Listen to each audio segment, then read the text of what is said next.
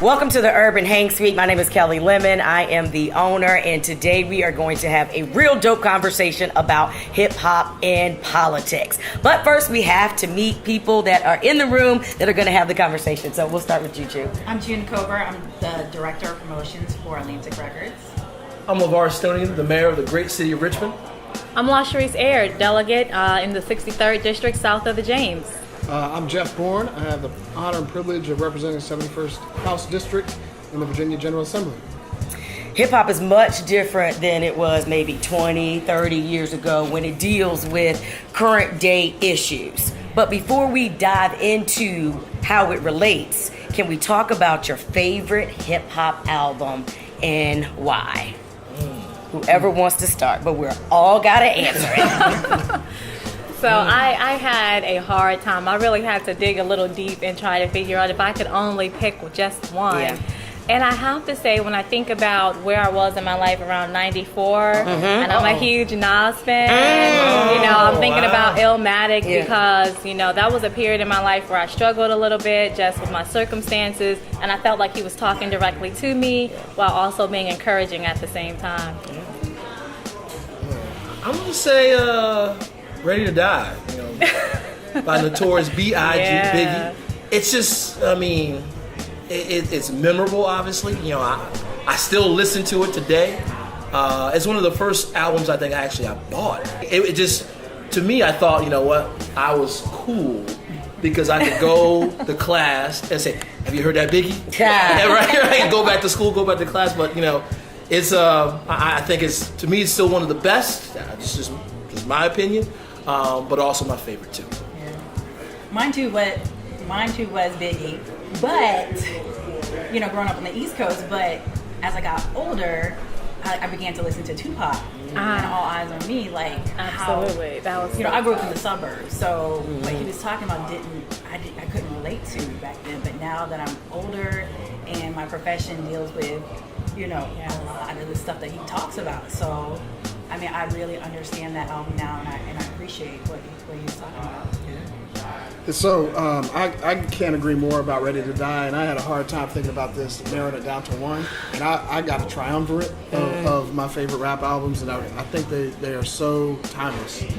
So you have Ready to Die, but I think there's two others, both from another Brooklyn artist, Sean Carter. I think Reasonable Doubt and In My Lifetime Volume 1. I think those are instant classics. And you can put all of those albums on all the albums we talked about and just let them ride. Absolutely. And you don't have to skip, fast forward, or whatever they do now. Right. And so it must hands down be one of the best albums ever because Ready to Die did something for my soul. Summer 1995, I was going into my second kind of year at UVA, and I worked in the library.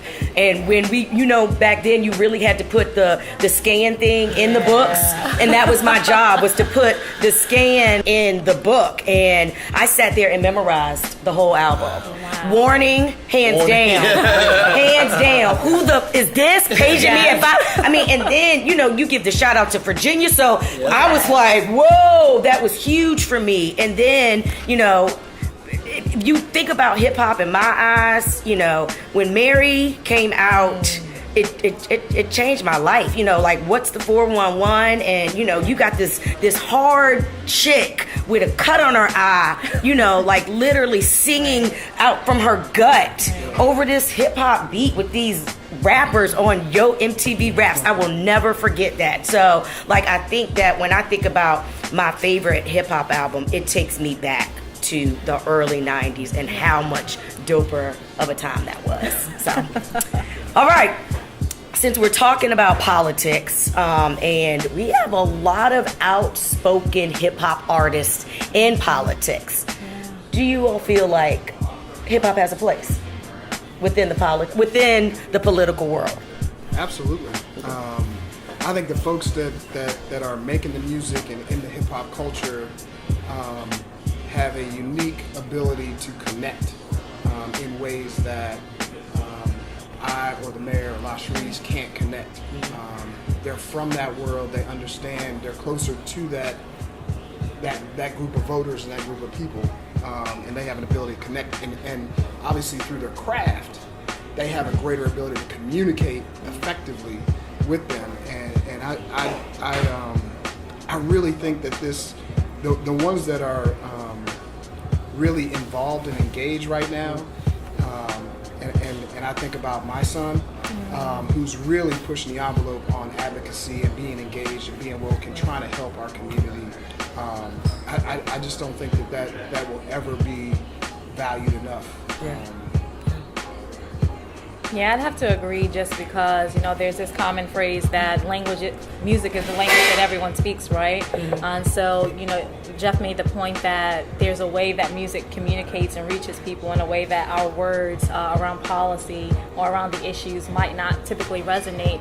And, I believe you have to reach people where they are. Yeah. And music has a way of doing that. Yeah. And I think actually it's to our benefit to have hip hop involved in politics because of the influence and because of, it just has a further reach than we can sort of ever hope to have, particularly around our seasons of when we want to most communicate our messages and our issues. But I think the trend also is, look at this panel right here. You have a new generation of young leaders where this is what we were brought up on. Yeah. This is what we went to when we needed comforting.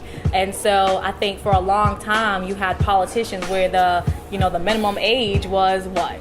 40s, 50s. Yeah. And so they had this, sorry.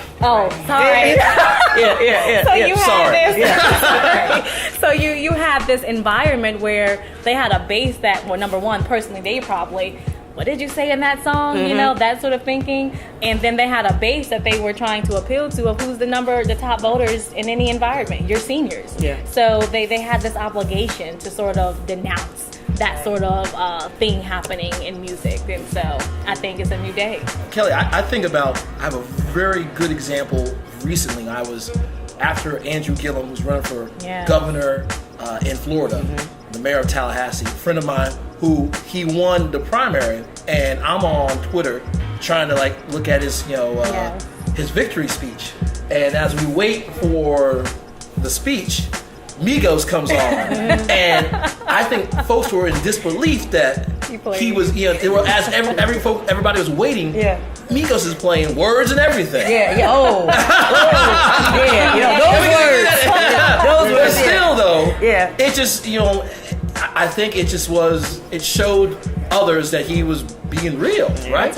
This is what the campaign is going to be. Yeah. So I also think that we should not just, I think hip hop artists help motivate folks to get out and vote, but also carrying the message that the participation of their audience is key to bring about change, right? I think that's all. There's room for that. We don't see a lot of that, but I think there's room for that. So as June said, there's kind of a balance we have to meet them at. And I think what's important to remember is sort of whether you're talking about hip hop, R&B, Motown, sort of music has always been involved in some way in politics and where our country's going and where we're at. And hip hop is no different. I'm probably a little bit older than most folks at the table, but everyone at the table. He said it, not me. Yeah. But if you was a second year summer of 95. Hey, I'm close, right? I digress. I think about, the early 90s. We talked about all of our albums were from the early 90s, and across the country in LA was the early 90s, late 80s was really a bad time for gangs. And so you had the hip hop culture come together for self-destruction, we're all in the same gang, those sorts of things that really try to help address in their own particular way a problem that our country is facing. And so this is nothing new.